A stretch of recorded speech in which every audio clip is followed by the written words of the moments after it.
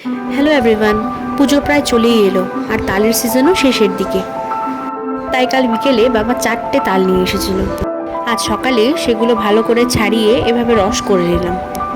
তারপর কিছুটা পায়েসের জন্য রেখে বাকিটার সাথে চাল পেস্ট করে এভাবে বড়া করে নিলাম। আর বড়াগুলো খেতেও বেশ ভালো হয়েছিল। এই কদিন খুব গরম ছিল, কিন্তু কাল রাতে হালকা বৃষ্টি হয়েছে। তাই বিকেলে আমি আর বাবা চলে গেছিলাম আমাদের জমিতে। অনাবৃষ্টির কারণে এবার অনেক ধান গাছ প্রায় হলুদ হয়ে এসেছে। তারপর ওখানে ধান গাছ দেখে আমরা চলে গেলাম আমাদের চা বাগানের উদ্দেশ্যে।